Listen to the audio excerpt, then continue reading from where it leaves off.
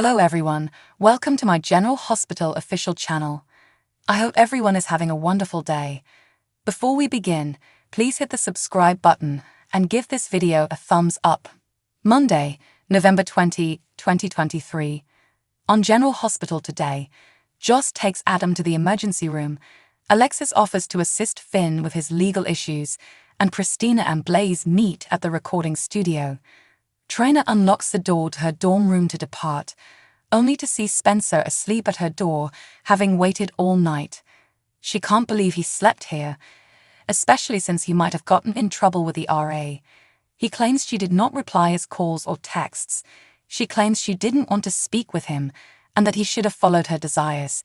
He claims he sent cards, but she never read them. He claims they all stated the same thing, that he is sorry, and that he was wrong. She inquires as to what he was mistaken about. Spencer admits that giving her an ultimatum was a mistake. Trina claims he did, and it's too late to change his mind. She does, however, need to know whether his priorities are with her or with Ace and Esm. He assures her that he is unconcerned about Esm. She observes that the fact that he worried when she moved out indicates that they have different priorities in this relationship. Trina can't stand by while he spends time with Esm, and she can't be near her. Spencer claims Ace and Esm are a package deal, so what is she looking for? Trina claims he has never asked her what her preference is, and she has chosen not to be a part of this unhealthy relationship. She tells him that if he wants to spend time with Ace and Esm, he must do so without her. Spencer knows he must let go. He is not Ace's father, but rather his brother. He knows he must stop attempting to manage Esm and Ace since it is not his place, and she is correct. He claims they'll move into their place, which is probably for the best. Trina wonders if he's just uttering words, or if he believes them. He claims he's working hard to get there. It may take some time, but he'll make her his first priority. He hopes he may find a place in her life. Joss brings Adam to G8 and tells Liz that her friend was feeling queasy and sweaty this morning, and that she believes he should visit a doctor. No, Adam exclaims in despair. He maintains he's all right, but Joss says the exam had to be stopped because Adam couldn't breathe, and she brought him here at the TA's request. Adam is terrified that he will fail the exam, but she assures him that he will not.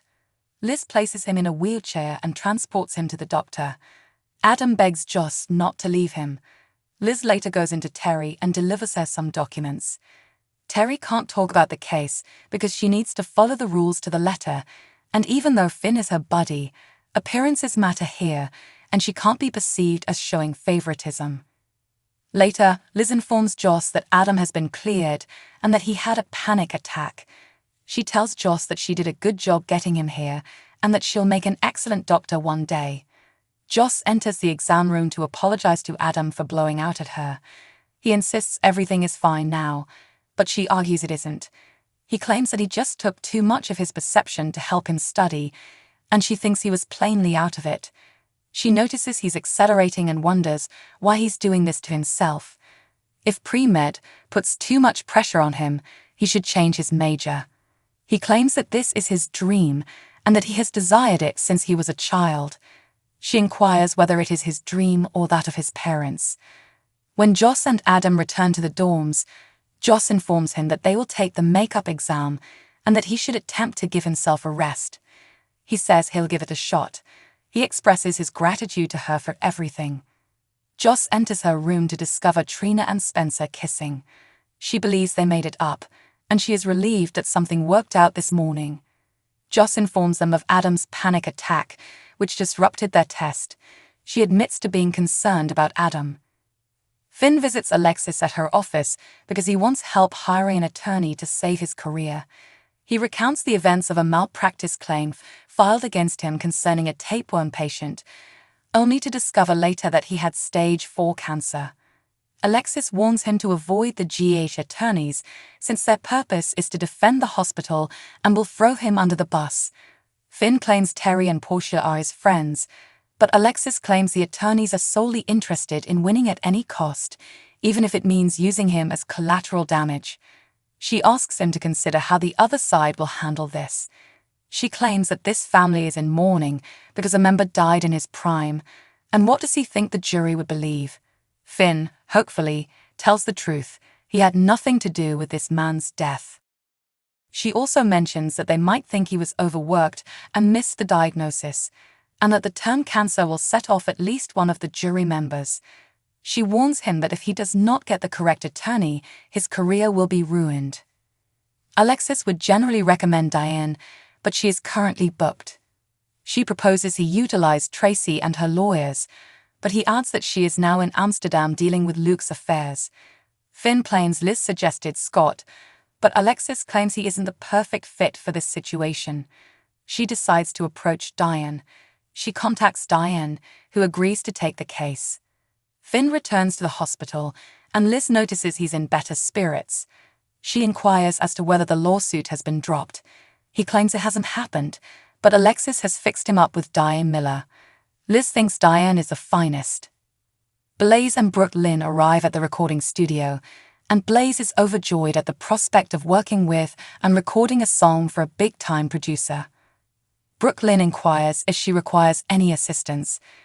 Christina comes, and Blaze informs her that her assistance has just arrived. Christina finds the studio interesting while Blaze records, and Brooke Lynn has missed the atmosphere of the studio. Blaze takes a breather and thanks Christina for taking her mind off the butterflies in her tummy. She is concerned that this song will fail, but Christina believes it will be a hit. Blaze claims that the industry is so saturated today that even if the song becomes popular, the money is in touring. Christina wonders what could be better than performing in front of a sold-out audience. Blaze mentions being with someone, and that touring is lonely. Christina believes that having followers sing your name is never lonely. She wishes Charlie's customers would sing her name. Blaze chuckles. Brooke Lynn approaches to see what is going on. Blaze claims Christina was simply cheering her up while they discussed loneliness. Blaze believes Christina understands loneliness, and Brooke Lynn notices the dynamic between them. Brooke Lynn informs Christina that she has a wonderful feeling about this song as Blaze returns to recording. She believes it will be a success and propel Blaze's career forward. Christina gets a message and needs to go since something is wrong with her family, but she wishes Brooke Lynn luck. Blaze emerges from the booth and inquires about Christina's whereabouts. Brooke Lynn reveals that a familial concern has arisen. Blaze is hoping that everything is fine. She returns to recording her song, and Brooke Lynn thinks it's perfect. Christina arrives at her mother's workplace and tells her about her time with Blaze in the recording studio. Alexis inquires as to whether she has heard from Sam. Christina claims Sam left messages for her to call her, but her phone continues to go to voicemail. She assumed her mother was aware of what was going on. Alexis informs Christina that Molly's surrogate has miscarried the baby. At the Aurora office, Michael and Drew debate Ned's return and how they will proceed with him and ELQ. They are surprised to find that Ned is on his way up to see them. Ned appears and recognizes Drew. He recalls approaching Nina on the night of his accident, and then says he vowed to keep some information from her, but it can't wait. He informs Drew that he needs to know something about the SEC accusations. He brings up the fall at the pool, and he recalls what he was about to tell Drew before collapsing. They are interrupted by a phone call that Michael must answer, and Ned discovers that Michael has arranged a significant Australian transaction for ELQ.